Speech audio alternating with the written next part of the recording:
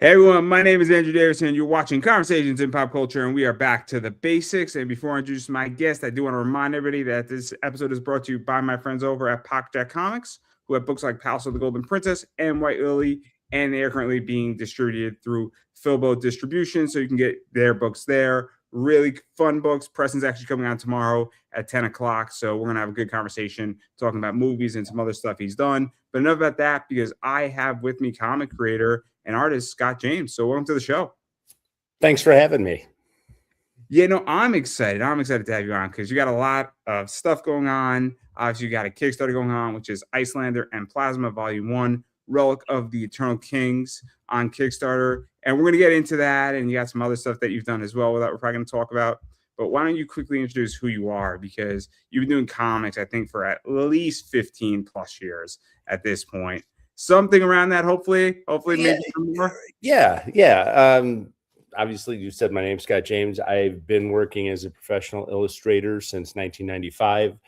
I started out doing RPG and CCG work for tons of gaming companies. I've done Dungeons and Dragons. I've done Shadowrun, BattleTech, all of that stuff, Mutants and Masterminds.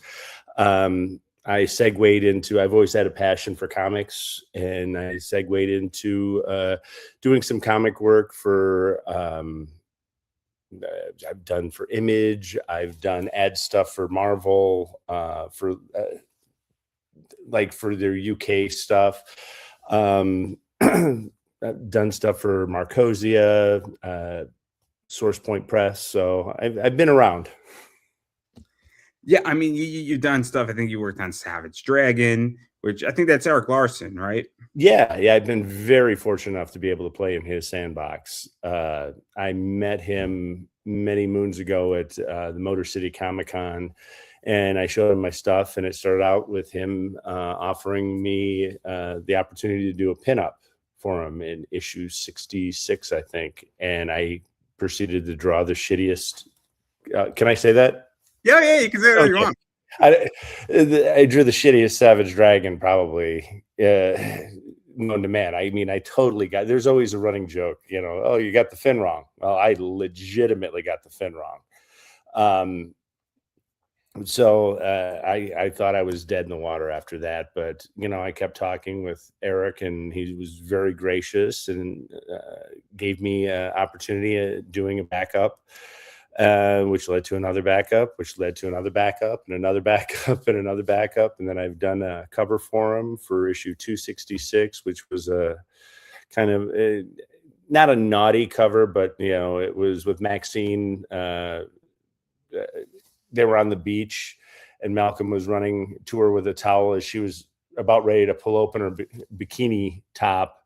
And he's like, "What, Maxine? What are you doing?" And she says, "I'm trying to sell books for you." A little joke, and that was well received. And I've just been been fortunate enough, like I said, to do a good handful of backups for Eric. And I've done some work with Dirk Manning, who is just a great guy. I thoroughly enjoyed. Yeah. Butts in seats, the Tony.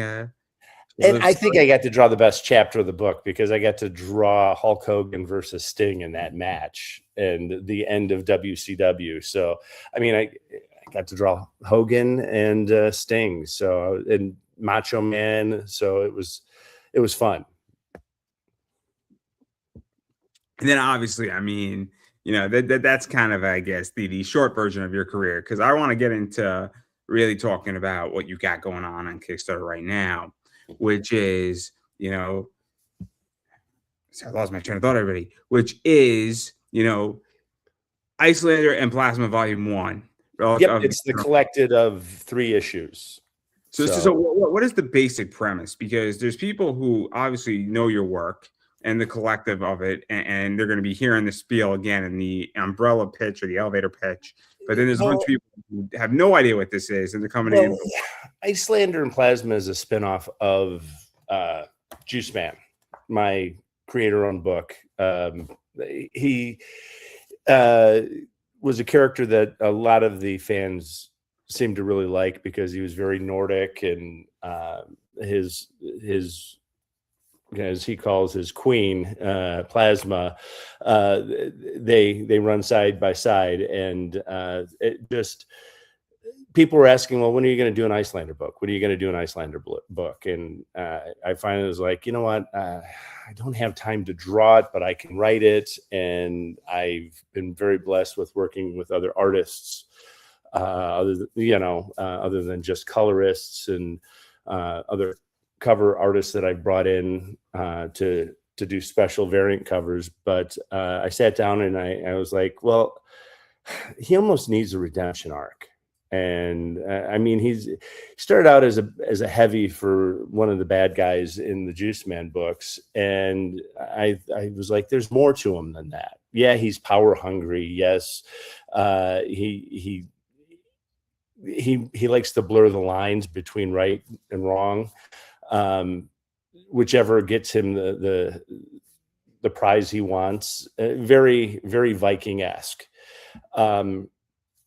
But in this tome, it's basically his journey of his quest for power, and when does that quest become too much, and when do you give up your humanity for godhood, and what would make you decide not to take that step? And for him, it was the love of Plasma. So it's, and at the end, he's deciding that he wants to walk as best as he can a more righteous path, and not be the heavy to somebody who is as nefarious as Darkleage. So let's get into this a little bit, because obviously there's a lot of stuff going on. There's a quest for power. You described a lot of stuff there, and yes. then the other thing that I think is interesting, before we even get even further into the book, is that obviously this is a spin-off of another one of your books, and I don't want to say it's a side quest book, right? Because it's its own thing, but it's spun out of another book, right? And so what is that like? Because it's in the same world in a lot of ways, so you can't break rules of an already existing world in this book, and there are consequences per se. I'm assuming there's consequences on what happens in this book that affects Juice Man's book in that universe. And there's a lot of cool stuff that you can play with, but it also gives more lore to the fans who like that book. Like, I don't know how to. It's world building, so it's expanding the world, and it takes place in Scandinavia. It takes place in Nepal, so it's removed from. They're on a quest for the relic of the Eternal Kings and the Axe of Ragnarok, and it takes them on this journey, and it takes them out of Chicago, the setting of Juice Man, so that they exit, and then by the end of this quest, they're a little homesick. They're going to be making their way back to Chicago, and we'll see how that demographic changes him as a person. And there's obviously going to be repercussions for trying to leave being a heavy, for an ultimate bad guy. So what are those repercussions? What are the repercussions of, okay, yeah, you've done some shady stuff, and now you're wanting to walk a little bit more of a righteous path. How are you going to atone for what you've done in the past? So those are things that are going to be coming, as I move into the next story arc of Juice Man. Because the reason why I bring this up is that once you have an already existing title, there's only so many. You can't all of a sudden blow up Earth if you have an already title. And so there are parameters that have to be set. Yes. Like, there's also other things you can do, because characters that then get a spin-off, or if they're fighting in another country or another continent, obviously the issues of Chicago or wherever else is taking place are no longer present as a threat. And so that's why I bring this up, because it's very complicated when you start having, it's kind of like if Batman, Superman, and Green Lantern were all in the same city. It's so complicated. But when Batman's in You're going to Gotham, have that blend because they're all going to be aware of what's transpiring. If they're all in Metropolis when that happens, yeah, or if they're all in Chicago. This is why I was like, okay, let me take this more of a North mythology, dealing more with the gods and a council of gods and otherworldly beings. So it gave me an opportunity to play with things that I couldn't play with per se with Juice Man because his story is so different and his background is so different. and then to go even further into that, because you mentioned something that I think is also interesting, is that once you take out, you spin off, and then these characters who were secondary characters or made appearances and they have their own book, we get to learn and know about these characters. And we really get to experience who they are and what they are and what they stand for, more so than if they're, a sidekick or a side character and they become the main character or they get elevated essentially. They And I become don't more three-dimensional instead of one or two-dimensional. You're able to really flesh them out instead of like, oh, it's the bad guy of the week. And in with a superhero book, you can get into that. Oh, it's this week, very sitcom-y. Oh, this week he's going to battle this guy, or this week this guy. Yeah, you're building a rogues gallery, but you're not defining them as characters. No, because it's so interesting, right? I find it so interesting when you start adding another layer and you start adding spin-offs and you start building out a universe. Because again, as somebody who likes a lot of characters and a lot of spin-off stuff, it's fun when we get to highlight characters and we have a big ensemble. I personally love it, especially if you're into a series, right?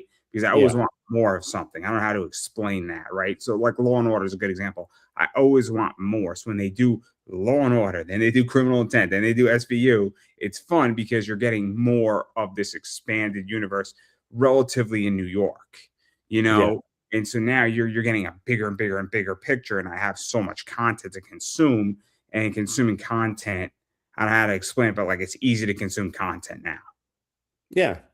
And with Icelander and Plasma showing up in the first volume of Juice Man and the second volume of Juice Man, it brought that familiarity of the character to the fans. And then the fans were wanting more information about these characters and when are they going to have their own.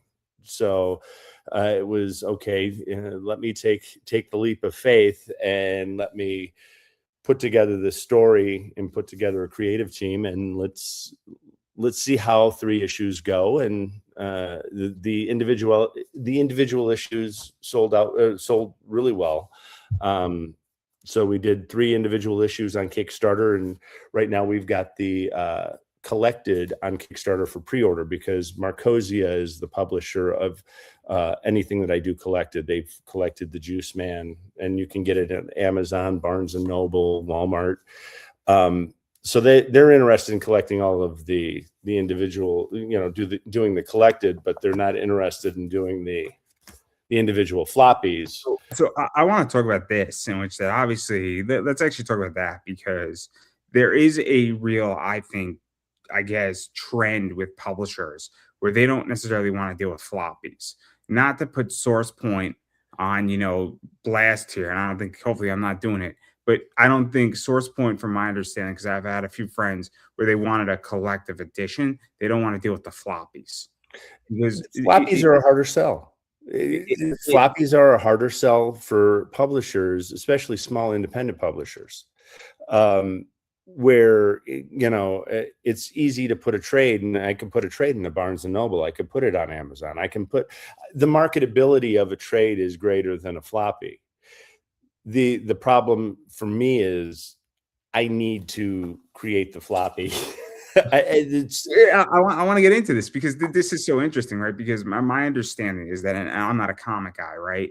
So I haven't done a comic, is that they want collective editions because it's a Barnes and Noble play, it's bookstores, comic shops, and it's easier to deal with that. And it's also easier to put a barcode on it and it's done, right? But like you as a creator, and this is the problem, is that I don't know. I mean, I'm going to take an estimate here to do 120 page, graphic novel. It's going to run you like 12K to 15K, give or take around that number. And I don't know who here has 15K lying around, but 15K is a big ask for somebody to throw something out there all at once. If you're doing it in piecemeal, it's still a lot of money, but it doesn't hit you as hard because you can do it every 6 months. And I'm not paying Icelander and Plasma aside. For Juice Man, I'm writing it, I'm penciling it, I'm inking it. I'm subcontracting out the colors and the lettering, and I pay all out of pocket on that. So the Kickstarters for the floppies, I'm not really paying myself. I'm producing the product, paying the letterer and the colorist, and then putting anything above the publishing, what I'm asking for, as a goal, anything above, I put into the next book, so that I can get to this. So, because the reason why I bring it up is that 15K is a lot of money, but if you're doing 15K over 2 years, it's not as bad as if you have to do it all in one shot. And that's assuming you're just the writer, you're just the artist, and you have to hire somebody to help you navigate the system or provide a skill you don't have. But that if you're doing it all yourself, that helps tremendously, because if you're the writer and the artist, that changes the whole game completely, because it becomes massively cheaper at that point. I don't know what you would charge as an artist per page, but I'm not asking you to, and you don't have to answer that question. I'm basically working for my passion for free, but it's my IP. So I'm working to build my own sandbox, my own toys to play with, and hopefully toys that other people enjoy, So the point I'm making is that, I do all my editing on my podcast.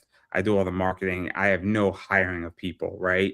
But I know what I would charge if I was to build somebody's podcast and edit their podcast, right? So like, I have an idea of what I think I'm worth per hour on an editing level. I would charge about $30 to edit somebody's podcast and cut up the micro content, build all the micro components for it per episode.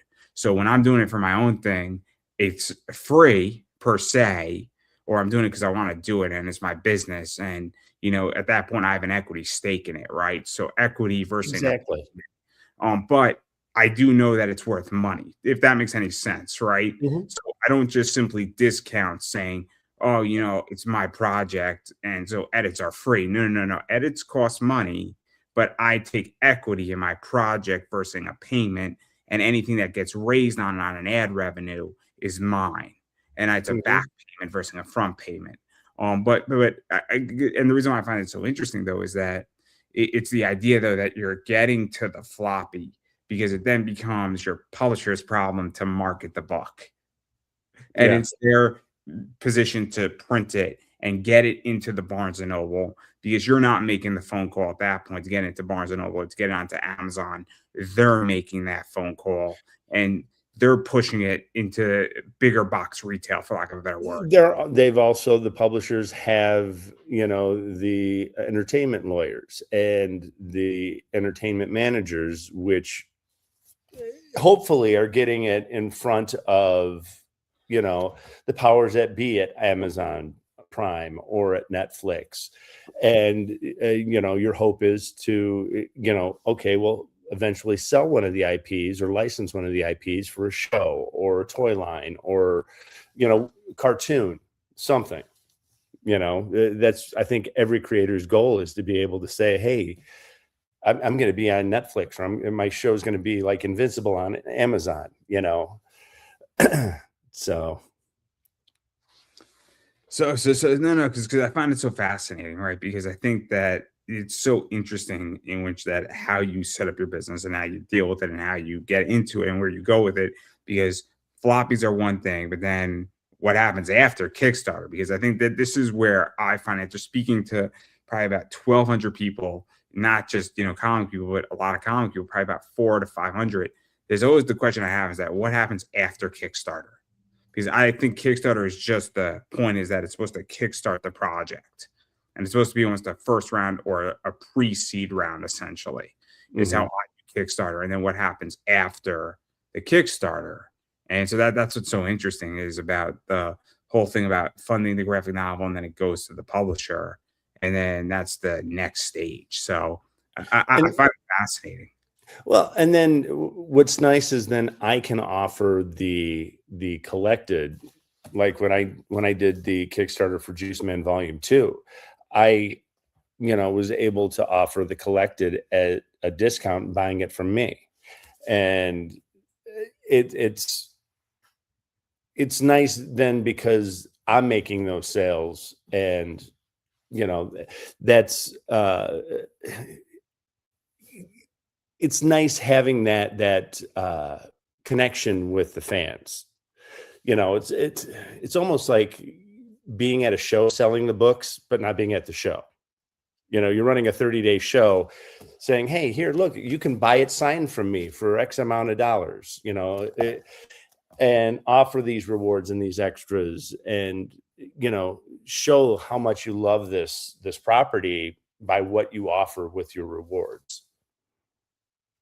And I always tend to throw little bits of extra goodies in, just as a thank you, because it's nice that, people, and I've actually had people say, I couldn't back you on Kickstarter, but I've had 4 or 5 people send me on Facebook Messenger the collected of Juice Man Volume 2 that, hey, because of tariffs, I couldn't back it on Kickstarter, but I'm showing my support. I got it off Amazon. So it's nice having those other avenues as well with the collected. It's interesting, right? Because I sell on eBay, right? And so I don't want to ever ship anything from the post office personally to Australia, but through eBay, they have an international shipping program, and it allows me to ship all over the world, and they handle all that shipping components. And so it's nice when, because if somebody's buying it off of Amazon and they're in the UK, Amazon's handling that international shipping for you, versus you having to handle it, which is a disaster on Kickstarter, because you could overshoot or undershoot, or things. I've done both. I've done both, because it is you don't know until you bring in your package. You can guesstimate, okay, I've put $35 for, shipping to Canada, or shipping to Germany, $35, and it's been $50. And I'm like, oh, well, you don't know. And that's the hard part. When it's domestic, it's easy to go, okay, I can do, I can figure in what it's going to cost me for my cardboard boxes, the mailer boxes, the bags and boards. I figure in, time it takes to hand package everything, because I'm a one-man show. I do it all myself. There's some people that have got a team that do all the packaging and shipping out. It's just me. So I usually do it in waves of 3. But it's shipping is always interesting in the aspect of it's always changing, and postage prices continue to go up. They never go down. I was on eBay, and I've been on eBay for a while. And what happened is that it used to be 64 cents to ship a card. So that's a lot of cards. Then it became 69 cents. Then it became 74 cents. Now you might say, oh, that's not that bad of a deal, going up by 10 cents. Sell 1,000 cards, and you tell me that 10 cents adds up very quickly. Very quickly. That's $100. And I'll go even further here. Here's the other thing, is that to be competitive, everybody has free shipping. So every 5 cents or every 10 cents comes at a profit, because everybody is in the same position where they're offering free shipping on cards that are under $20 worth, because there's no getting around the problem. So that 10 cents cuts into margins, and it takes down your margin by 0.5% when you're selling a $8, $9 card, there's not much margin. And that's the problem when shipping prices are going up. And I think they're going up again. Oh, And they just did. Yeah. so there you go. And you've got to also figure in your materials. A lot of people don't figure in what they spend on their materials. You're saying cards, you got top loaders and the sleeves and top loaders aren't free. Same thing with bags and boards and those cardboard, whatever the package, the cardboard mailers. It all adds up. Tape, all of it. My tape bill last year, I don't know what your tape bill was last year, but my tape bill was probably maybe 600. I had a rough year last year, so I made about 20% less sales, but it was still $600. So, but also I've tried to go, okay, well, I'll go with the cheaper tape. And then I've had it to where it doesn't stick to the cardboard mailers. And it's like, okay, I just spent this money on this tape that is garbage because, so then it's like, okay, you gotta splurge. There's certain things that you can't go cheap on, and tape isn't one of them, because the last thing you want to do is have a package open in mid transit and have stuff fall out. I use, I buy bulk. I buy in bulk.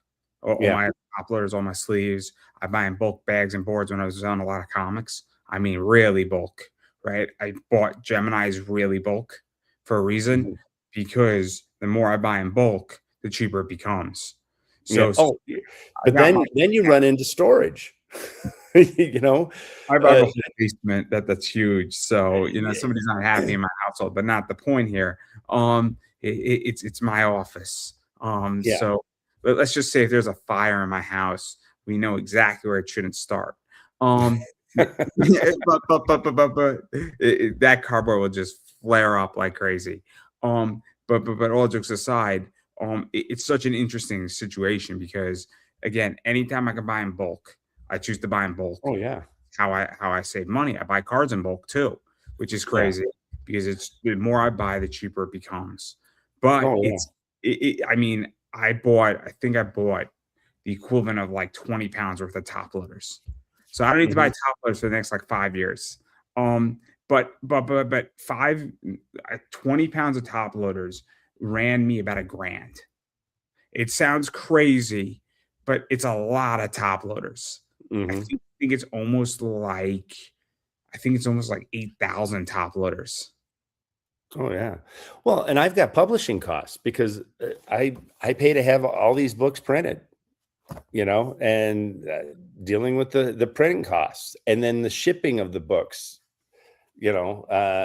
once they're printed, the shipping costs. Thank goodness I use Comics Wellspring, and it's still not cheap, and they're only a state away. I'm in Illinois, they're in Michigan. 2 states away, I should say. They're in Michigan. I thought they were out further west. I didn't know they were in Michigan. They're in Michigan. I did not know that. Learn something every day, right? Yeah. So order the books, and they do a great job. I'm very happy with the quality of the floppies that they do. And then it's just that I have to pay to have them shipped. It's just the expenses, especially shipping, is not fun. And I hate, misguessing or under guessing the cost of shipping, because you end up eating so much. No, I get it. And let's further go into Kickstarter stuff, because obviously shipping is an issue. Printing is an issue. Distribution is impossible. Diamond didn't help anybody. And you could say I'm an independent book, but if Diamond it fucked up and Lunar's not there and everybody else, and then, Filbo distribution is trying to do something, but distribution is a fucking nightmare. It is. Because the reason why it fucks up for everybody who doesn't know is that if your local comic shop is having a hard time ordering comics, the likelihood that they're going to order an independent comic is, I wouldn't say it's impossible, but it leaves a bad taste in your mouth, might be a good word to use. It does. It's a gamble. And it's a gamble. A lot of these shops that are just, some of them are just scraping by. They're not wanting or willing to take. I mean, look at Marvel. Even Marvel, they just canceled the whole line of comics. They were supposed to go 12 issues. I think I was listening to Stephanie Phillips talk about She-Hulk being canceled after 6 issues, and it was supposed to. They had greater plans for this. So even the larger companies are, cutting, It's floppy even. sales. I mean, I used to buy retail packages, and I'm not going to name people's names, but I can't move their books for like $5 right now. Big names. I mean, some of these people are my friends. That I feel horrible, and I'm like, you sold me the book for $7.50. I can't move your book for $5 on eBay. Yeah. And like I'm like dying here, right? Like I'm dying because I want to unload books and I can't move shit. And we're talking, indie books, and we're talking beautiful covers, and we're talking books that are great stories and awesome artwork, and like limited 100 covers that I can't move for $5. So Yeah. I don't know how Marvel's going to be able to move stuff or any of this. And there's been a conceived. I mean, I'm an economics investor type of guy, and there's been a massively conceived misnotion of value on books. Massively conceived. It reminds me of the 90s and the speculation back in the 90s when they did all of the variant covers, and the only difference that is that they're limiting numbers. It's worse, and I'll tell you why it's worse. Because it used to be, at least in the 90s, there was no independents doing it, right? And there was nobody on Kickstarter doing it. Now, everybody and their uncle and their cousin is doing a book on Kickstarter, and they're doing it with all the same artists. I love Keith Garvey, right? It used to be Keith Garvey's covers were really exclusive, right? And so maybe there were 6 companies that were doing it. Now he works for anybody. You get on his list, it's your turn, and you get a Keith Garvey cover, right? And so what the hell? It's no longer special. It's no longer special. Yeah. So the value has depreciated, and his artwork's better than it's ever been. Yeah. The market's oversaturated. It's debasement, right? That's what it's called. Yeah. Well, and I'm still trying to figure out the whole Kickstarter, or crack the Kickstarter code, because there's things that I see on Kickstarter that I'm like, I don't understand how this project is, 2,000% funded and is got all this backing, and then I see something that is really good, and I'm like, they're struggling to get funded, and So I'm curious. I have a theory, right? I'm curious what you think, right? I think that there's 2 sides to Kickstarter. There's 3 actually. So there's actually getting people the project and writing it, and the creation side of it. Then there is the marketing side of it, right? So I'm wondering if the people who are really funding their projects are just good at marketing, right? Whether that's through Facebook ads, because it's kind of like, I'm drinking a seltzer, in case anybody didn't know. It's a seltzer. It's not an alcoholic seltzer. That's Thursday night. WrestleMania stream. I'm gonna get hammered. But my point is that Canada Dry has a marketing team, right? And so I'm wondering if that's what it is, because I think people really market their shit well.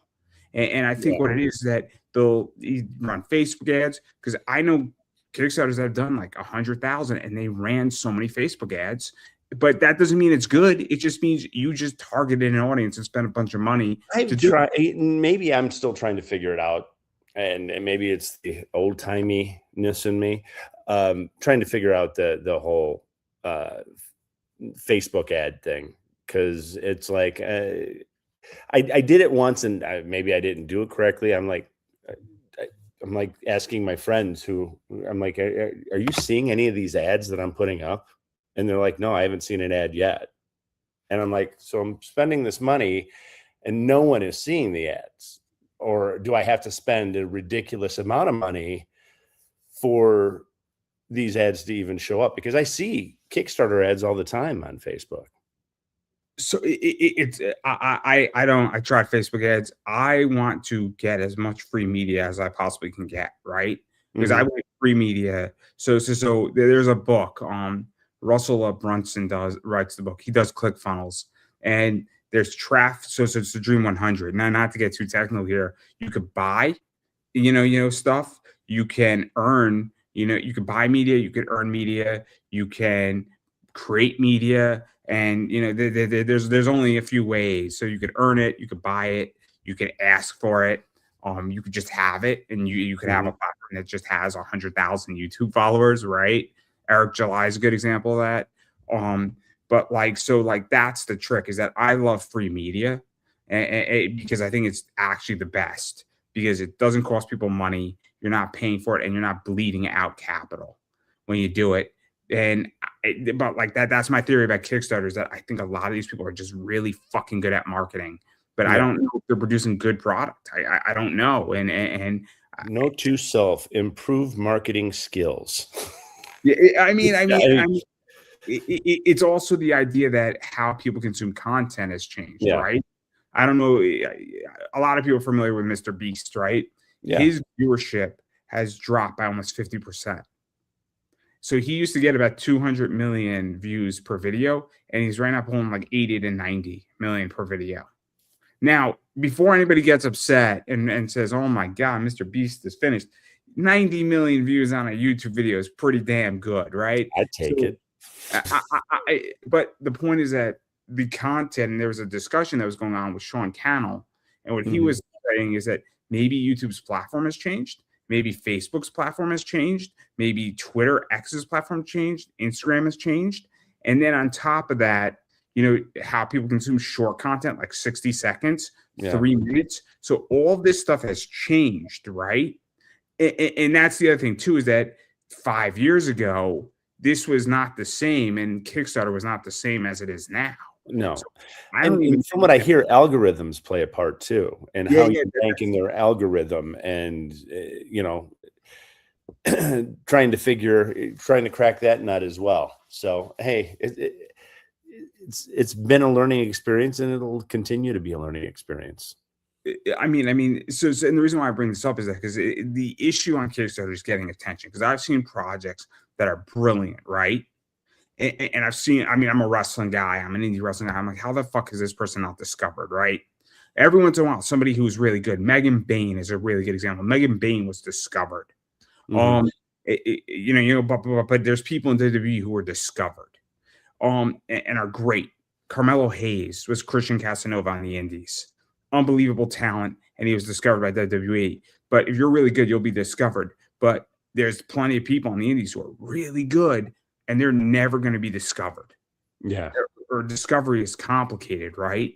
And so it's so complicated. And then there's a wrestler, I think her name is Scubbus, and she talked about how she's like a social media person in her profession or shoot job, and it gives her so much data. How to perform in the ring, because she can see the reaction and she documents it, and it changes the way she wrestles, which is insane, amazing. But the point I'm making is that it's so complicated getting attention, figuring out attention, understanding it. And I'm just curious. I think you answered it. I think, but it's such an interesting topic, because I don't know anymore if you just need to have you need to be a good artist. You need to have a good product, but I don't even know if that's the most important skill anymore on Kickstarter. Well, and that's the thing, is that I see these things are really good products, and they look, to the nines. It looks gorgeous, and they're nowhere near hitting, even $1,000, backing. And then there's another one, and not naming anyone specifically, but the art quality does not look professional. It doesn't look like it's put together very well. I'll name books. I got no problem naming books. Blackpink or Pink Black or whatever that book was that did 90,000. It doesn't look like a bad book. It looks like an average book. Not to put them on shame. I read it. It's a fun average book. It's not a $90,000 campaign. I'm sorry, it's not. I'm a free market guy when I say that, but it's not a $90,000 campaign. How it became a $90,000 campaign, sorry to cut you off, is a lot of ads were run. Yeah, Yeah, well, it's got to be. But I think also what's hurting Kickstarter is then you have Kickstarter and Indiegogo. You have professionals, known professionals in the industry, big names, where they run campaigns. They take, $300,000 and never follow through with the product, or they take 30,000 and never follow through with the product. You see those as well, and then it puts a bad taste in backers' mouths, so where they don't want to take a chance. I have a friend. I have a friend, and if you've been in the Dungeons and Dragons community, role playing games, so I've known Santine Phoenix for a while, and her story is well documented. They raised like $325,000 for her book. Something happened with her husband. It was a nasty ending. A lot of shit happened. I know a lot more than I want to. I've known Santine for almost like 10 years. But now the project is finally getting back on track. But like we're talking like 3-4 years ago, right? But like that shit happens in life, right? And I understand. But it's $325K. Shit doesn't happen for $325K. I'm sorry. No. Well, and these artists are running other campaigns or wanting more crowdfunding for a different project.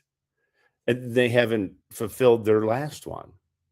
I mean, it blows my mind. And all I can think of is that what they're doing is damaging the true independent creators, those that are truly trying to use the platform to build something new. And they've left such a bad taste in backers' mouths that they don't want to back something. I've been saying this for a long time. I want consumer protection on Kickstarter because there is none. There is none. And I want to get a bill passed in Congress for consumer protection on Kickstarter. I think it is long overdue. I really think it is, right? Because here's the problem. Is that you have 6 months on a credit card to file a dispute. Once 6 months and 1 day comes, a credit card can accept or not accept your dispute. Yeah. It's a real issue, right? So in theory, somebody can go.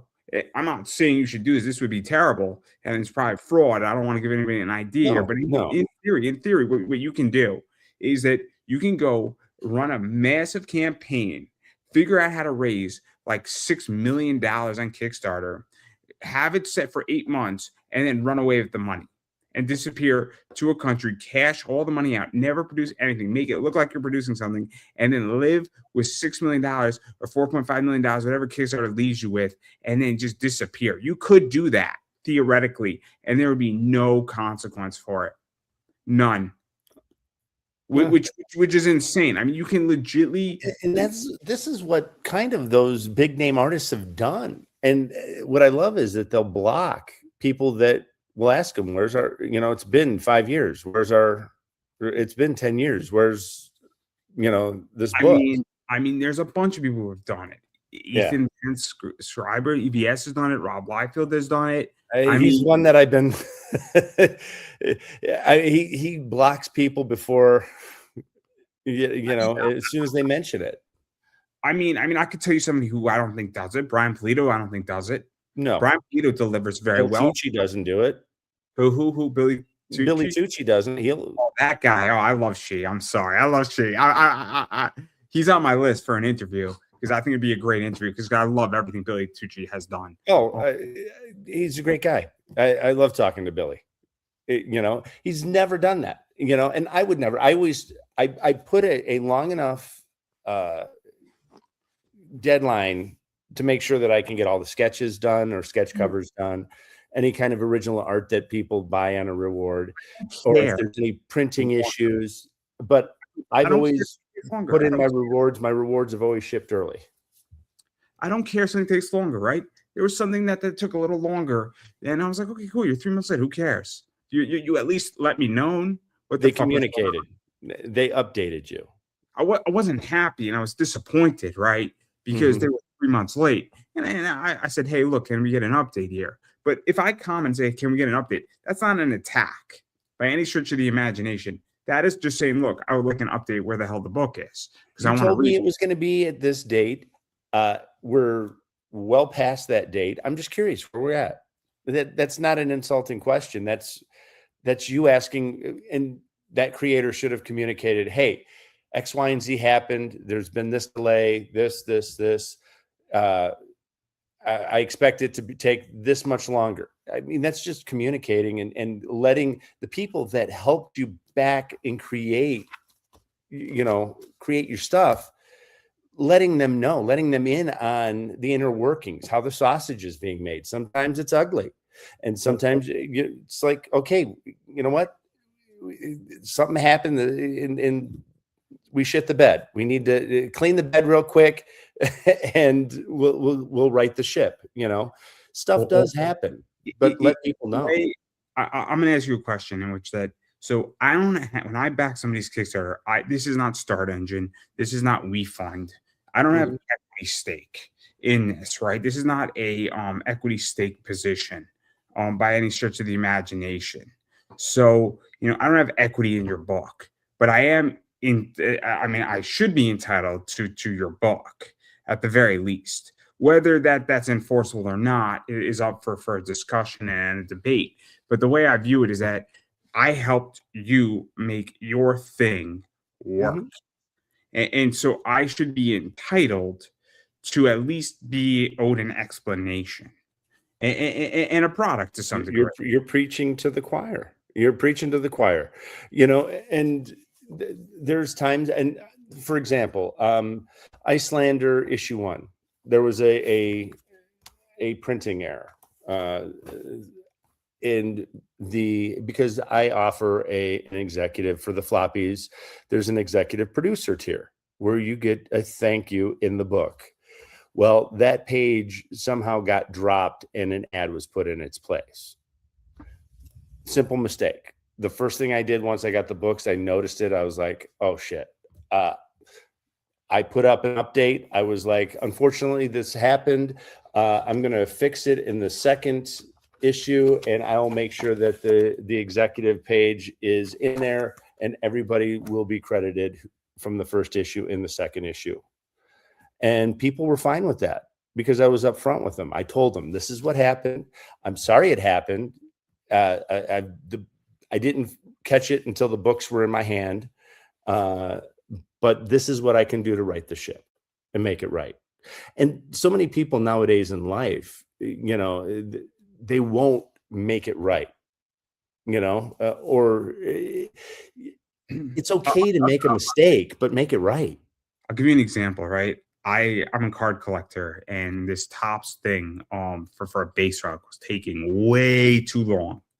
It took almost a year. So I sit the Topps.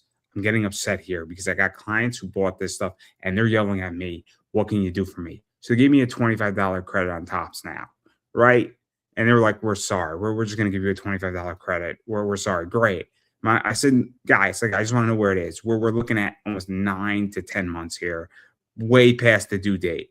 Like, I'm dying here, and I got a client yelling at me on the phone on my end, and they're like, we're sorry, right? And what happened as a result is that they just said, we're going to make sure you're taken care of, right? And so after a while, though, they wound up giving me like 3 $25 credits because they were really late. Yeah. Really late. It should take 16 weeks, and it took almost 10 months. That's a mess up for the ages. But this stuff takes time, right? Because you're getting a base and you got to authenticate the base, and Major League Baseball is slow as hell because it's just the way they are.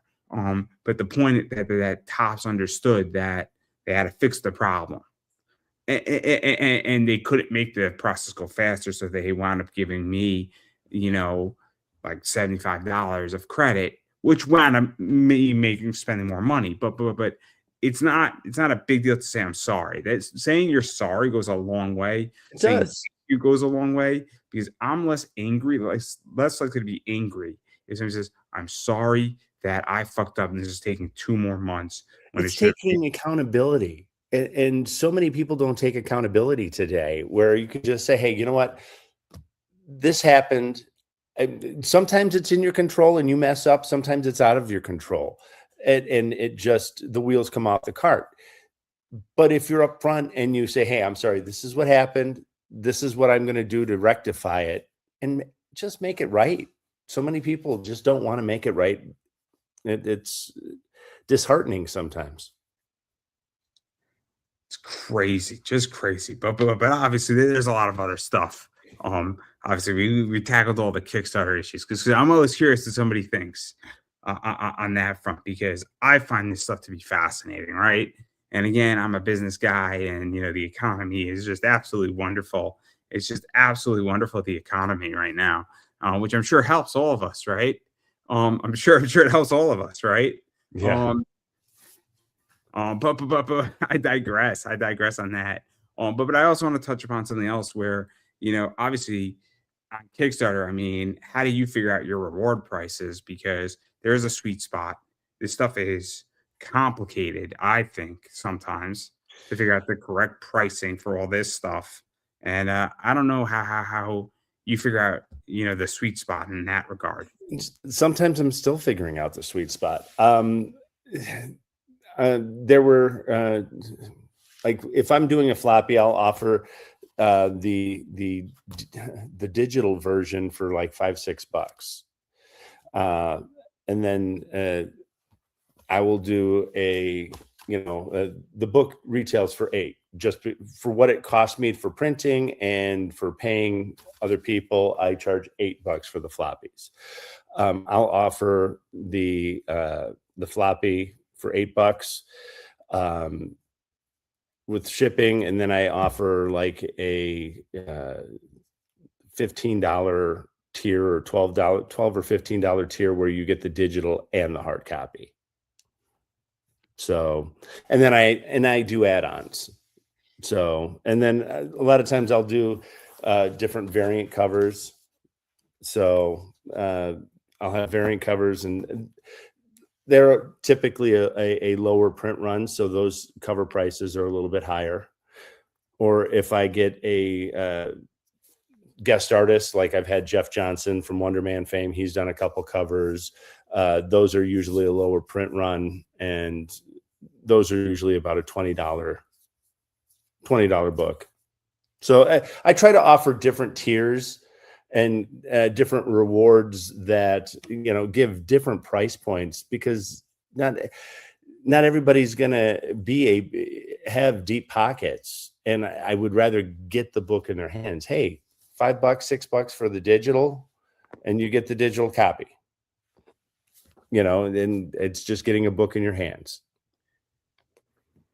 I find it interesting because I have a variety of products in my eBay store. I have cards from $3 all the way up to $1,500 for a reason, because the person buying a $1,500 card is not the same buyer who's buying a $3 card. You've got so many different buyers, and that's why I offer so many different covers at times, because I'm trying to appeal to everybody. It's let me ask you this. Sorry to cut you off. No, that's all right. Because what I want to take the position is that I want to get a buyer into my system, right? So if I get a buyer into my system for $7, they get a better deal because it's cheaper for them to buy from me with free shipping. I mean, I just bought WNBA draft night cards, right? I charge $8, right? The card for one of them is $10 on Panini, but I buy in bulk, so I get a discount. And shipping is $3 on Panini, so it'll cost them $13, and they'll buy from me for $8.50, right? So I'm making good money. They're saving money. They have to wait an extra 2 days versus buying it directly from Panini. So for 2 extra days of your wait time, you are saving yourself $5, give or take, right? Most people understand that, but but what I want to do is then I buy a lot of cards in that. So I have clients who come and repeat because they got into my system. So I had a client who legitimately bought like $700 worth of cards. And what was great is the person saved me like $100 in shipping because I put them all in the same box. Yeah. It was great. So the shipping was $15, but it would have been more expensive individually than if combined shipping. So because it didn't cost me anything one way or the other, right? Because it was free shipping, right? Yeah. Completely. So it was essentially the same as shipping 15 packages but instead it was legitly like 4 pounds of cards. Yeah. But but I wanted that buyer into my system, right? Because that Mhm. buyer didn't start with buying $700 worth of cards. They started with buying like 3 for 20 Yeah. bucks. And to go off of your eBay, I sell stuff on eBay too. The one thing I don't sell, and I'm going to be changing that, are my books. And what really switched me over to that was I happened to Google on eBay, or not Google on eBay. I searched on eBay my You Juice eBay. Man book. I eBayed it, yeah. And I looked up That's all my right. I looked up my collected Juice Man Volume 1 and Volume 2. And I see them being sold for $35 a book. And I'm like, that's above cover price. I mean, I can order them from the publisher at a slight discount. I could sign them for $35 and you could have a signed copy. You know, they're just buying a regular copy, $35, and then shipping on top of that. So You could even get more interesting, right? So in theory, let's say you have an international buyer and they can't buy on Kickstarter because of the tariffs. mhm, All of a sudden, you can say go through eBay, right? Because you'll ship it to Kentucky and they'll do the international shipping for you. yeah, yeah, Because I ship all over the world, right? And that's the thing is that I don't want to ship. I ship the card to the United Arab Emirates. yeah, Super cool, right? yeah, Sounds weird when you say it that way, but to me, it's a feather in my cap, right? Because I yeah, shipped every continent except Africa and Antarctica for good reasons. Because nobody's on Antarctica, but not the point here. I've shipped to every continent, right? I've shipped to yeah. Japan, I've shipped to China, I shipped all over, except I haven't shipped to Africa yet, which I would love to. It'd be such a cool thing because then I'm on all the populated continents. But it's fun because I don't want to ship a card to the United Arab Emirates in the post office and then them looking at me funny and having to figure out the shipping. That seems horrible. It seems hell, right? But it's a Yes. workaround. It's a massive workaround because eBay is a massive multinational corporation that knows how to do the international shipping game well enough for you. Yeah, I'm gonna have to look into that because I know having, and I always thought because my publisher Marcosi is UK publisher, I'm like, okay, well they're taking the market with all the Amazon, you know. Obviously, I get percent of whatever is sold. You get a royalty. Yeah, but I get everything, you know, minus what I buy the book for. Any, you know, markup on it is mine. Then I don't have to split it with the publisher. So maybe I might be looking into that international shipping for eBay. The buyer pays it. It's on the buyer, and you just have to pay the shipping to Kentucky. That's it. Mhm. That's it. I'll have Um, to look into that because I'll be starting to put some of these, because I've had people contact me. Oh, will you ship here? Will you ship there? Well, if I've got it on eBay and it's international shipping through their program, bada bing, bada bang, bada boom, it's I mean, done. they charge, I think, like a 1% international fee, but that's nothing. No. That's nothing. That's nothing for them to handle a problem. And And that's my once it makes it to Kentucky or wherever their international place is, it's out of your hands. It's not your problem anymore. it's insured. It's wonderful. It's absolutely wonderful. It's handled by all of that. It's insured. It's great. And I mean, I'm reasonable with international shipping because I know if it's going to Australia and it's like going to be like $30 to ship it, I'll take off like $10 on a card because I know the person is getting shellacked on the shipping, right? But that's just logic, right? Because I want to make a sale. Yeah. Well, and I do the same thing. I sell concert posters that I've created on eBay. And it's I'll knock $15 off because now the postal service wants to charge you 15 and basically $12 for anything that's a cylinder tube. So poster tubes are a $4 upcharge on top of the $8 that they're charging, $7 or $8 for priority. I like concert posters. I like posters in general. I'm buying an expensive one right now. It's $400. But it's not a concert poster. It's from one of my favorite movies of all time. It's Kevin Tong's Battle Royale poster. Oh, So it's in the style of I think Scott Pilgrim okay. of Battle Royale by Kevin Tong, and it was up in Alimony, the Alamo Draft House. Mhm. It's their poster, and there's 400 of them, or like 350 of them in the world, and I'm eyeing it. And Nice. depending on how I do on the NBA playoffs and finals, we're already off to a good start. There Charlotte you did go. have me in overtime, with like 4 seconds left. So thank God we're off to a good start. I need my Spurs to do some good stuff too, and my Knicks to do some good stuff too. But you know, and then I'm gonna see how the Dodgers are doing against the Mets, because that I think it's 1-1. But I don't want to jinx myself on those. But I'm very thrilled about Charlotte. They scared the shit out of me in the middle of this interview. So they went to overtime. They were down by 3. They went to overtime, but not at the point here. But I do enjoy concert posters, because I had Justin Hampton on, and that was a lot of. He's a fascinating individual. Fascinating. There's a reason why you don't put posters anymore on those poles in Seattle. No. They light up pretty quickly. Yes, they do. But I digress. I digress right there. But I mean, we spoke about it, but I figured I would ask again anyway. This question is that, how do you feel about the comic market? Because you've been in it for a while now. I mean, I'm 33. I've been heavily into this since I was 18.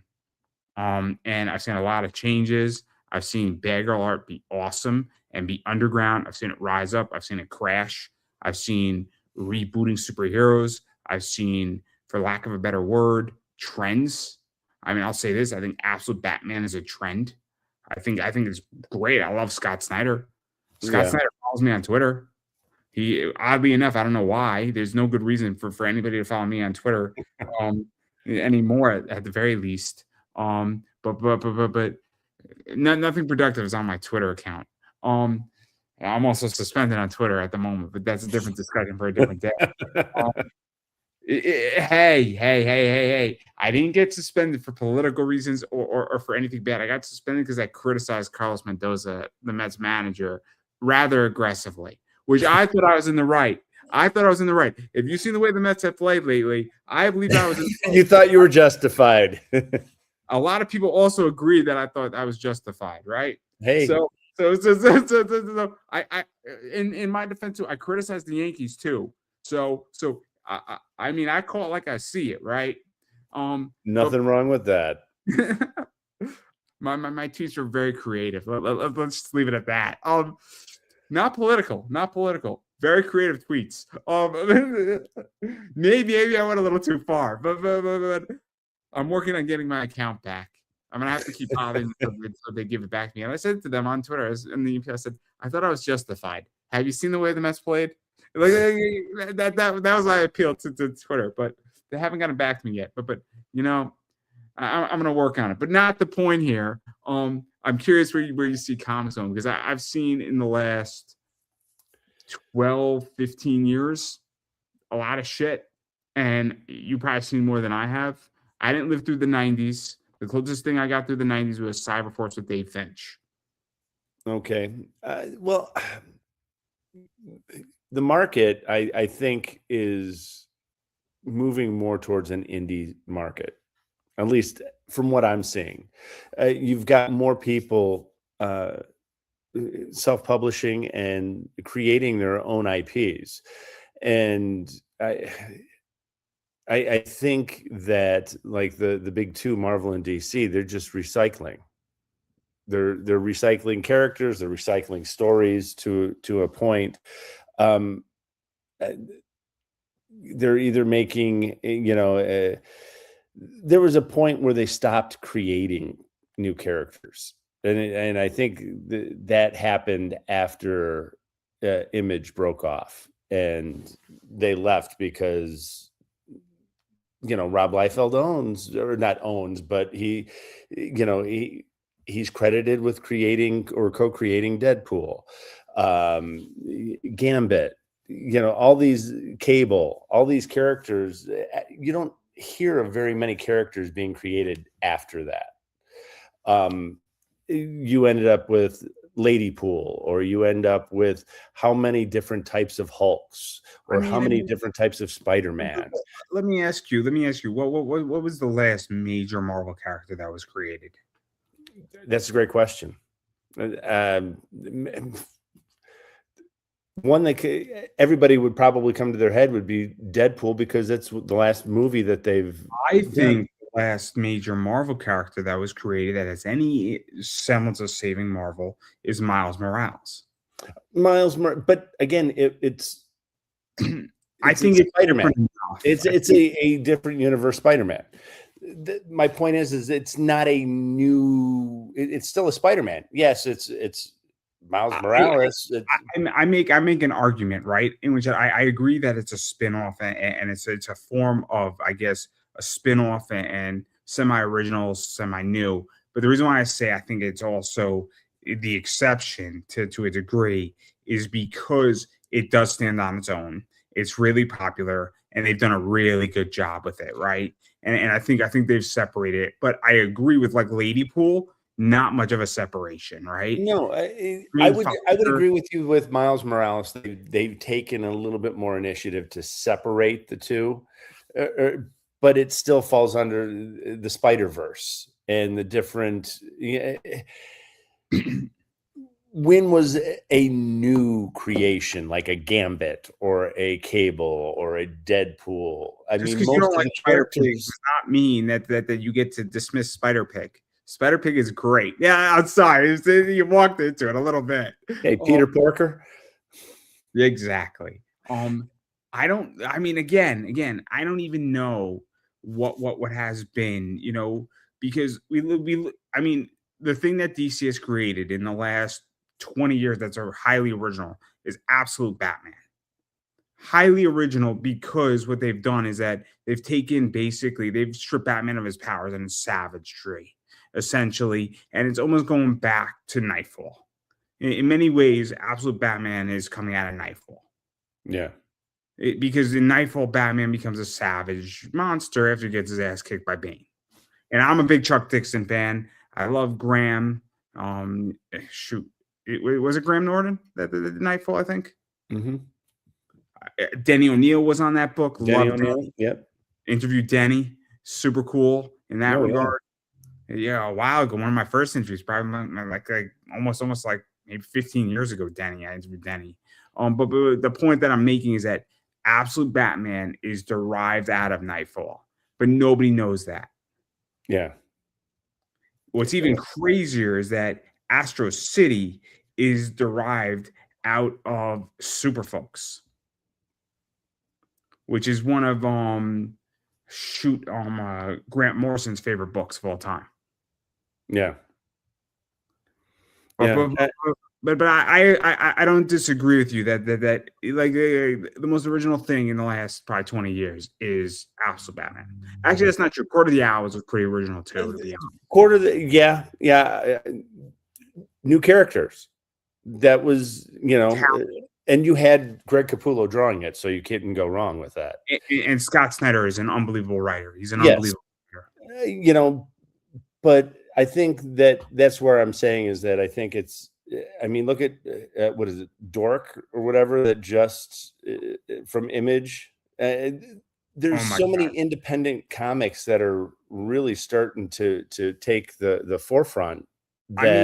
Look at Kanto from David Boer and Drew Zucker. Kanto that came out in like 2019. Brilliant, right? I mean, that book. Oh my God, that book's an expensive book. I have one. It's an expensive book. But that's also the thing too. What do we have, like White Sky from Image? Yeah. But I mean, let me ask you this, because I have an opinion on Dork and White Sky. I think it's overhyped. I think there's massive overhype. I think there's fear of missing out, and I think that. I think FOMO is a big thing. I think FOMO is a total big thing with these books, because that's where I fear that it's going back towards the 90s kind of speculation market. that it's going to be an investment. And that's what we were sold on in the 90s before the crash was, these books are an investment.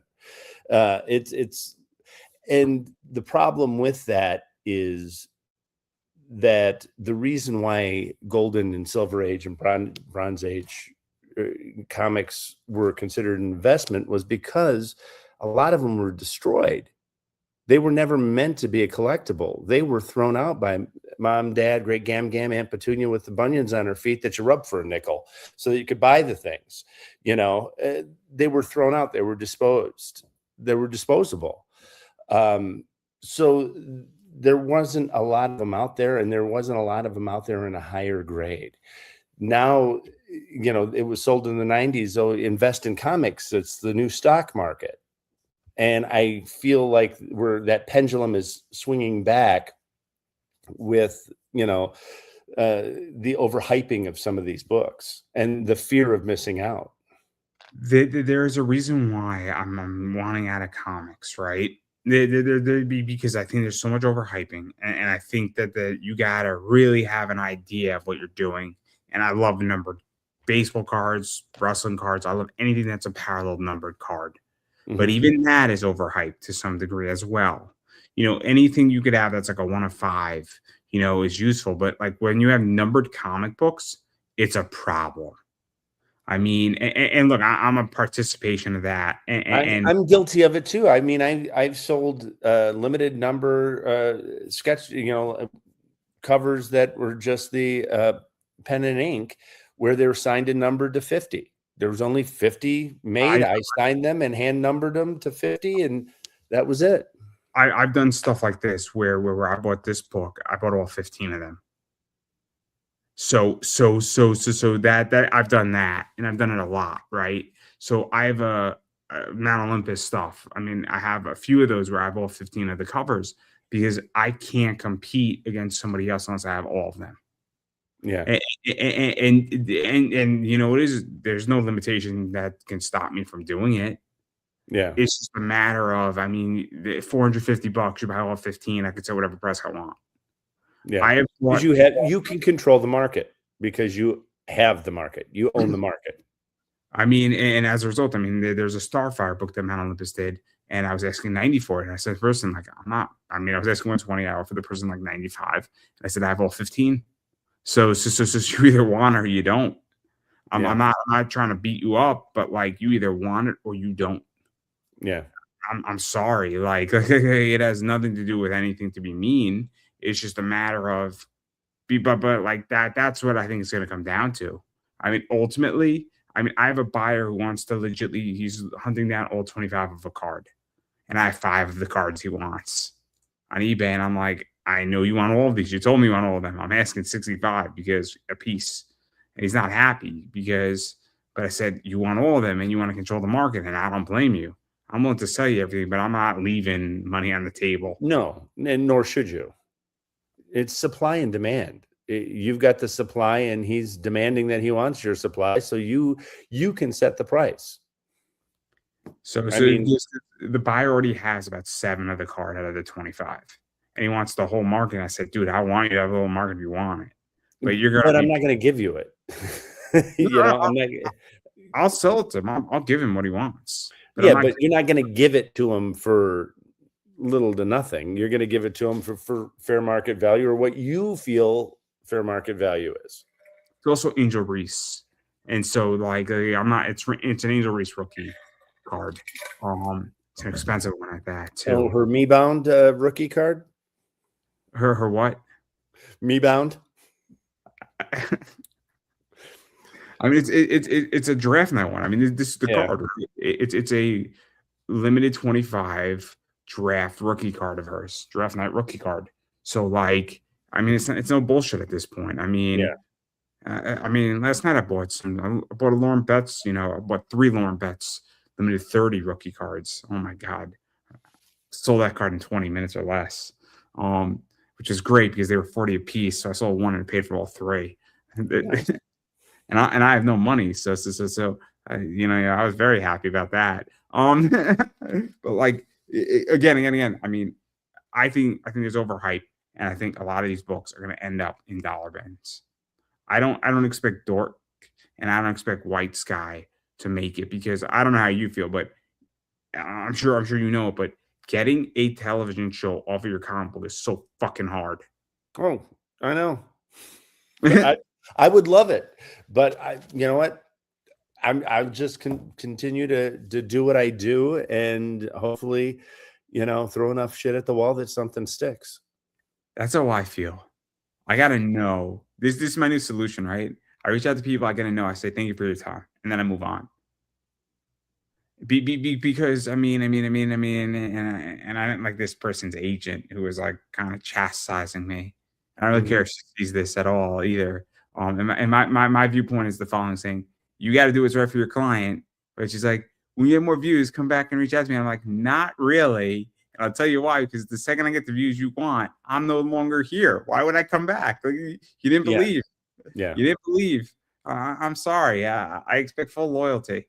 I expect full loyalty, and there's been plenty of people who have given me full loyalty when I had no right to do anything, and they're in high places, and they're happy to come back on my show. I have been very blessed with the people, especially the fans of Savage Dragon who've migrated over, and not away from Erik Larsen stuff, but have appreciated the work that I've done on Savage Dragon, and appreciate what I'm doing with Juice Man and Icelander and Plasma.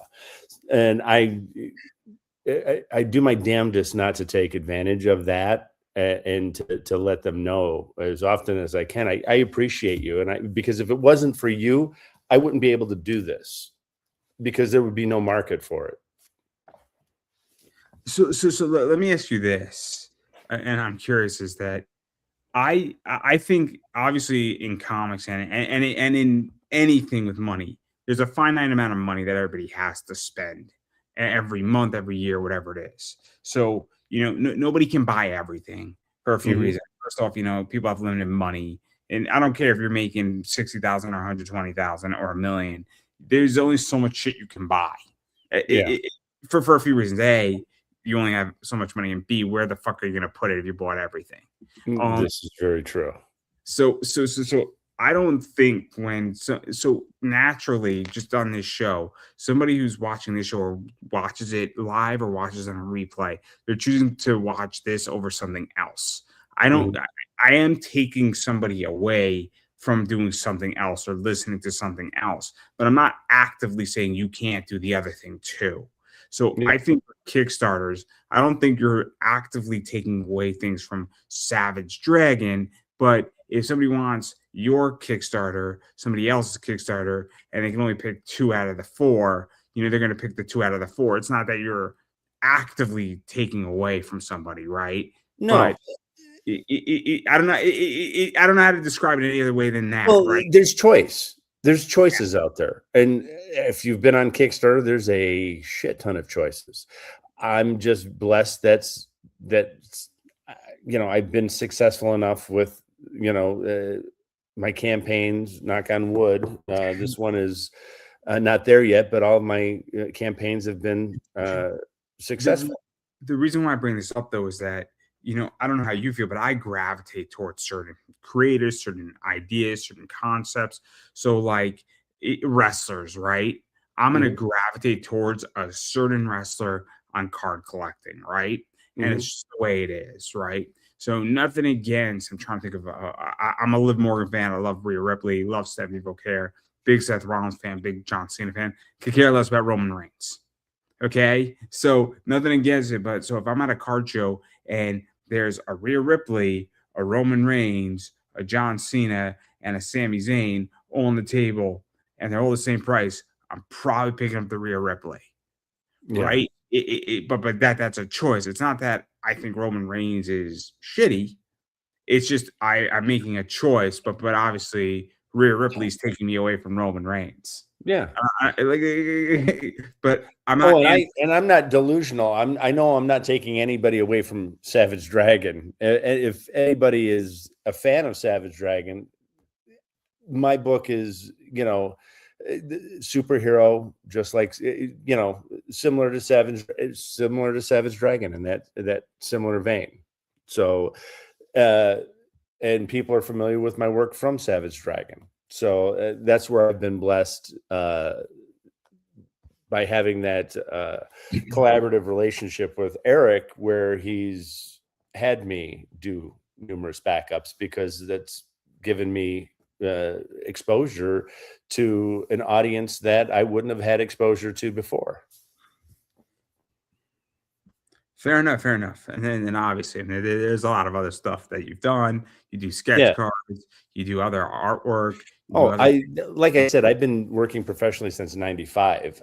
It was actually Juice Man that got me doing concept designs for Hasbro back in the early mid 90s. I was at Motor City Comic Con, and I had my first incarnation of Juice Man, and I was selling it. And an art director from Hasbro, Dion Knuckles, came by and hired me to do concept designs on the movie Small Soldiers and Small Soldiers 2. So it was kind of this character has brought me opportunities that I wouldn't have had before. Being able to do concept design for Hasbro toys, I would love to have a toy line of these guys. Company. It's such an interesting company. I think, doesn't Hasbro own Wizard? They do now. WotC, they own Wizards of the Coast. Well, Wizards of the Coast bought TSR. I used to drive up to Lake Geneva, Wisconsin, to meet with the art directors when I was doing Dungeons and Dragons work. I mean, Hasbro owns everything. Don't they own G.I. Joe, My Little Pony, Transformers? They own everything, right? Yeah, basically. I love Hasbro. They have a good dividend too, which is great. They're a publicly traded company, and they're great. But not the point here. That's the only reason why I know that is that I like buying companies that are big multi corporations that own everything. So I own a little piece of My Little Pony, so I'm very happy about that. That's why we have My Little Pony Magic the Gathering cards, everybody. I wish I was behind that concept, because if I was, I'd be tuning that all over. Great man, Andrew Davis was responsible for My Little Pony at Hasbro. You're welcome, everybody. But I can't say that. At least I can't say that yet. Larry Hama was responsible for G.I. Joe at or the incarnation I grew up with at Larry Hasbro. Hama hates my best friend. Oh, really? Because they lived in the same building. Oh. So no. So I don't know if he hates me. I think my best friend's annoying. They lived in the same building in New York City. Okay. So I know where Larry Hama lives. I know the exact address, and I also know how much Larry Hama's apartment is worth. And I'm pretty sure he did not pay what it's worth. He got it way cheaper than that. But not the point. Not the point. But basically, but I'm sure Larry Hama thinks my best friend's like an annoying individual, but I love my best friend. So there you go. Hey, that's what counts, right? But yeah, but yes, G.I. Joe, knowing is half the battle. Now you know. I grew up on G.I. Joe. I loved it. I still got a box full of still have all my original action figures. So, well, I could read G.I. Joe any day of the week. I just can't afford that Kickstarter with Skybound. It's just I thought about it because I was very fortunate enough to work early on. When I got out of college, I worked as Ron Wagner's assistant in his studio, and I didn't know at first who Ron Wagner was, and I took a class with him at this art store on panel-to-panel storytelling back in 1995, and right after I graduated, and it was a great experience. Learned a lot, and he was then working on Daredevil, and then I realized that, oh my God, this is Ron Wagner. I loved his G.I. Joe run. As when he was doing art on G.I. Joe. But then I was his assistant when he was doing end of his run on Daredevil and Book of Fate for DC. when he and Keith Giffen did Book of Fate, which was cool. Keith Giffen. Did Keith Giffen invent Rocket Raccoon? That I don't know. Unless I'm thinking of somebody else. I think you're thinking of somebody else. Keith Giffen, I believe, he's the creator of Lobo. So did he just pass away? Yeah, within the last year or two. I think he did do Rocket Raccoon or Groot. He might have done one or the other. It wasn't Groot because Groot was created back in Tales of Suspense way back when. This is a good question. We gotta look this up now because now I'm so curious because I'm so confused. Right? I'm looking it up because I had a Keith Giffen signed comic. No, not the football player. That definitely would be interesting if a football player created Rocket Raccoon. That'd be impressive. That'd be so fascinating. Sorry, I gotta look this up because it's gonna like bother my OC, my freaking just mind. As soon as I figure out how to use my iPhone again. So yeah, I'm looking this up right now. Yeah. So Keith Giffen. I think I'm looking it up right now, right? So what did he do? Wow, I don't even know. This is so bad. I can't even read. Wow, I'm so bad at this. This is not my day. But anyway, yeah. But I'm looking it up. But so because you do a bunch of sketch stuff also, and you do all that stuff, which is crazy. I mean, you've been in this industry forever, pretty much. I don't know about forever, but I am old. Like I said, since '95, I probably started doing comics.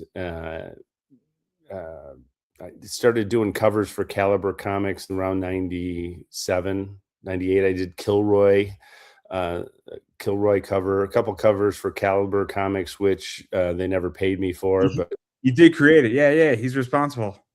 Oh, for Rocket Raccoon? Him and Bill Mantino. Well, I thought so. I was like, you know what? I think so because I saw the book right when he passed that Campbell and him signed, graded. Nice. For a good amount of money. Because it was the right time to sell the book. It was a good time to sell the book too, and it just flew off the shelf in my store. But not the point here. But yeah, no. But that's crazy. That's crazy. I don't do anything. Like, I'm so boring. All I've done in my life is I just ask people for interviews, and like 1,300 of these later, I'm still going, and I have no idea how I got here. Hey, one interview at a time, right? No idea how I got here. No idea what I'm doing. No idea. I get a lot of no's, but you get a lot of yeses too. And then you're like, fuck, I didn't think this person was going to say yes. How the fuck do I do this now? And then I had Chris Daniels on, who's the head in talent relations of AEW on my show. Yeah. I had Eddie Kingston, old school wrestler. I was supposed to do King Kong Bundy. That unfortunately passed away. And then half the time I've had all these people that were supposed to come on my show and then they get signed to WWE. I'm like, fuck. And then they're like, I'm so sorry. I'm like, don't worry about it. I get it. I'm the first person to get it. I'm not gonna it's not personal, right? Like if you see a sign saying, I wish I interviewed you up in the stands, you should probably come up to the stands and say hi to me. So this is but it's so fascinating. So obviously we've been speaking for a while. I don't know what else because there's a lot of stuff and you've done everything. But I do want to give you a chance to promote yourself. So where can people back the campaign, check out your social media, hit you up for commissions, hit you up for cover work, hit you up for other things. I don't know what else you do, sketch cards, obviously. All the above. Right now we've got the Icelander and Plasma collected campaign going. I think there's come tomorrow morning, there'll be 21 days left. We're 67%, I think, funded. We're 60, yeah, something like that, 67% to our goal. In the next few months after what's coming after the Icelander and Plasma Kickstarter, I'll be launching the next wave of Juice Man issues, starting with issue 11, and it'll take place right after the happenings of volume 2. So check out our Kickstarter, and if you're so inclined, back it, share it, put it out onto the interweb, and I can't do it without you guys. So I truly appreciate those that help me make these funny books. And then obviously, I couldn't have said that any better on promotion, but obviously it's my show, so I will promote myself. My Twitter has changed, as I mentioned before. I am currently suspended on Twitter. I thought I was justified in my reasoning, so I decided to make my new Twitter account. His name is King9, because that is how I perceive myself. And that is a different story for a different day on how I came up with that. But my pronouns are His Highness, His Kingship. On my Twitter account, so you can refer to me that way. But yes, his name is King9. Is my new Twitter, and I tweet a lot about sports, and I'm very creative, and I'm trying not to get kicked off of that one. Trying.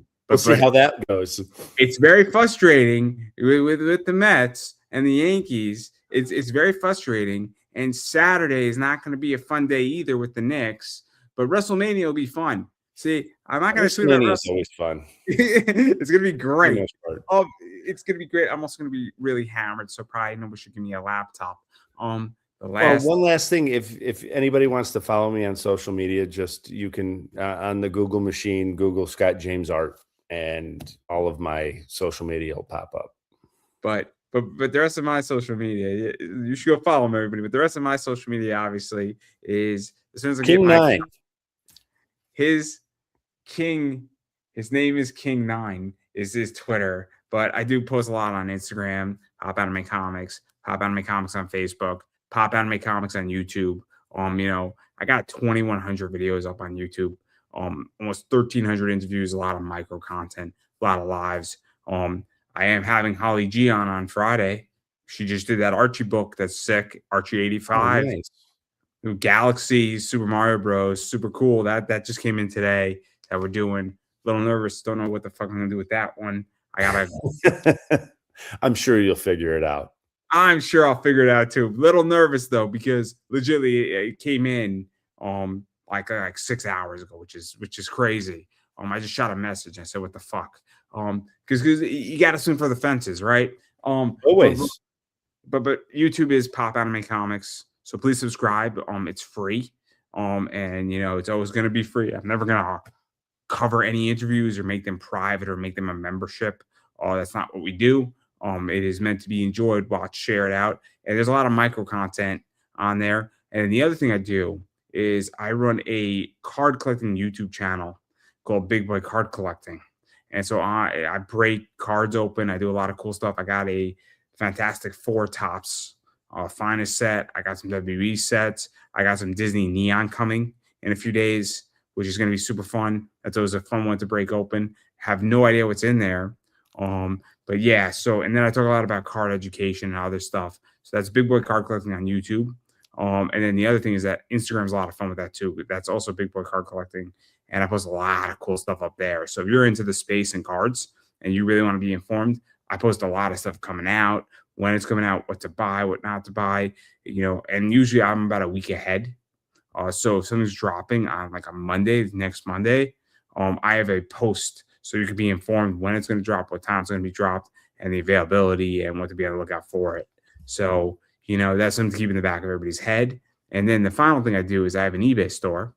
Look for comics and collectibles. Come shop us on eBay. And I teased this a little bit before, but I carry books like this. I have all 15 of these. They're hollow foil, limited 15s. I have these cards right here, which are Leaf Metal anime cards of John Cena. I think there's only like 201 of them that were made. So I got about, I think, like 15 of them left in my eBay store. I had this one right here, Angel Reese, limited 25 WNBA draft. I got a Lauren Betts card that's limited to 30. That was sold out pretty quickly. I got one of those left. And then I carry stuff like this, which is a 1-on-1. And sometimes I post stuff like this up on my eBay store, or this in my eBay store, or stuff like this, or stuff like this, or some other cool stuff in that regard. So you name it, I post up. But I got everything from like $3 cards all the way up to 1,500. So you name it, I got it. And I've been saying it for a long time that, first off, go to my eBay store if you're looking for comics and cards. Search through it. If you find what you're looking for, feel free to make me an offer, buy it, all that fun stuff. And if you don't see what you're looking for, shoot me a message, because I may have it. It just might not be listed. And if I have it, I'm happy to list it for you. Work out a deal, get you what you want. But if I don't have it, I know people who probably do, and I'm always happy to direct you to the right person, because I understand how difficult it is to get cards and find them, because it is tough out there. Same thing with comics, by the way. It is tough to get stuff like that. So that's the thing right there, and that's all my stuff and everything I got going on. And on that note, I'm going to give you the final word. Just check out Icelander and Plasma, and keep an eye out for Juice Man issue 11. And thank you again for having me. I've really enjoyed our conversation. Anytime. And I don't think I could have said that any better myself, everybody. And that is a wrap.